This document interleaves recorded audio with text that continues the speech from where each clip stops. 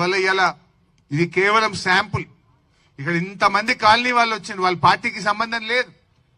అనేక మంది ఎఫెక్టెడ్ పార్టీలు ఇక్కడికి వచ్చినారు.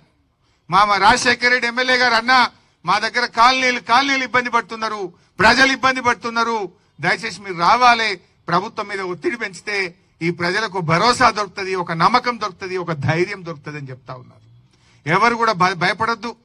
రేపు ఎప్పుడు అసెంబ్లీ పెట్టినా కూడా ఈ నిషేధిత జాబితాలో పెట్టిన భూములన్నీ తొలగించేదాకా, పేద మధ్యతరగతి ప్రజల కష్టాలు తొలగేదాకా బీఆర్ఎస్ మీకు అండగా ఉంటుంది.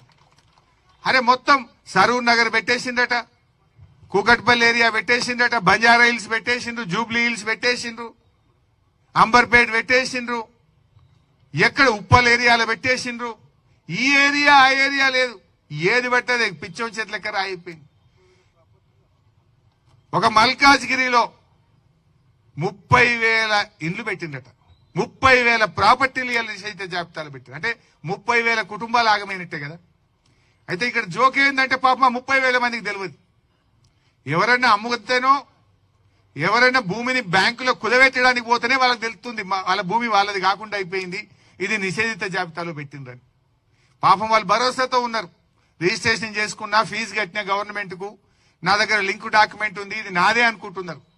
కానీ ఈ గవర్నమెంట్ దాన్ని మీ భూమిని మీకు కాకుండా చేసింది, మీ ప్లాట్ మీకు కాకుండా చేసింది, మీ అపార్ట్మెంట్ నీది కాకుండా రాసేసుకున్నారు. అందుకే ఈ ప్రభుత్వానికి కూడా మనం చెప్పాల్సింది ఒకటే, మిస్టర్ రేవంత్ రెడ్డి, ప్రజల ఆస్తులపై నీ ఇష్టమున్నట్టు పెత్తనం చేస్తే ఈ ప్రజలందరూ కలిసి నీ ప్రభుత్వాన్ని పాతర పెడతారు, జాగ్రత్త అని చెప్పి నేను హెచ్చరిస్తా ఉన్నా. సో మిత్రులారా, డెఫినెట్ గా బీఆర్ఎస్ మీ వెనుక ఉంటది. మీ సమస్య పరిష్కారం అయ్యేదాకా పోరాటం చేస్తాం. రేపు అసెంబ్లీలో కూడా అసెంబ్లీని స్తంభింపజేసైనా, ఈ ప్రభుత్వం మెడలు వంచైనా సరే ఈ నిషేధిత భూముల జాబితాను పూర్తిగా తొలగించేదాకా కూడా ఈ రాష్ట్రంలో నష్టపోయిన ప్రజల పక్షాన, రైతుల పక్షాన, అందరి పక్షాన కూడా మేము పోరాడతాం. మీకోసం ప్రధాన ప్రతిపక్షంగా కేసీఆర్ గారి నాయకత్వంలో బీఆర్ఎస్ పార్టీ మీకు అండగా ఉంటది. మీరెవ్వరు కూడా అధైర్యపడొద్దు అని చెప్పి మనం చేస్తా ఉన్నా. గవర్నమెంట్ పెట్టిన టోల్ ఫ్రీ నంబర్ పనిచేస్తలేదు, కానీ మీకు జనతా గ్యారేజ్ తలుపులు తెరిచే ఉంటాయి. జనతా గ్యారేజ్ అంటే మీకు తెలుసు, తెలంగాణ భవన్ మూసీలో పేదల ఇండ్లు గులగొడుతుంటే మూసీ ప్రాంత ప్రజలు జనతా గ్యారేజ్ తలుపులు దోసుకొని వచ్చిండ్రు. బీఆర్ఎస్ వాళ్ళకి అండగా ఉన్నది, వాళ్ళని కాపాడుకున్నది. నేను ఈ మల్కాజ్గిరి నుంచి కూడా రంగారెడ్డి, మేడ్చల్, హైదరాబాద్ రాష్ట్ర ప్రజలకు నేను భరోసా ఇస్తా ఉన్నా, అధైర్యపడకండి, మీకోసం జనతా గ్యారేజ్ తలుపులు తెరిచే ఉన్నాయి. ఎవరైనా రావచ్చు. ఎవరికి ఇబ్బంది కలిగినా, ఎవడు మిమ్మల్ని పర్సెంటేజ్ అడిగినా, ఎవడు మిమ్మల్ని భయపెట్టినా, మీ ప్లాట్ ఎవడు కబ్జా పెట్టినా జనతా గ్యారేజ్ మీకోసం రెడీగా ఉన్నది. రండి, మీకు అండగా బీఆర్ఎస్ పార్టీ ఉంటుంది. మిమ్మల్ని మేము కాపాడుకుంటాం. మిమ్మల్ని కాపాడుకునే బాధ్యత బీఆర్ఎస్ పార్టీది.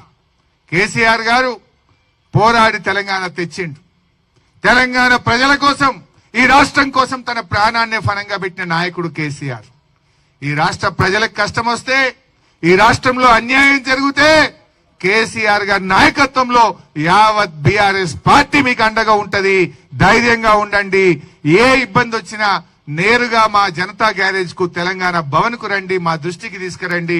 మీకు అండగా ఉంటాం, మిమ్మల్ని కాపాడుకుంటాం. జై తెలంగాణ.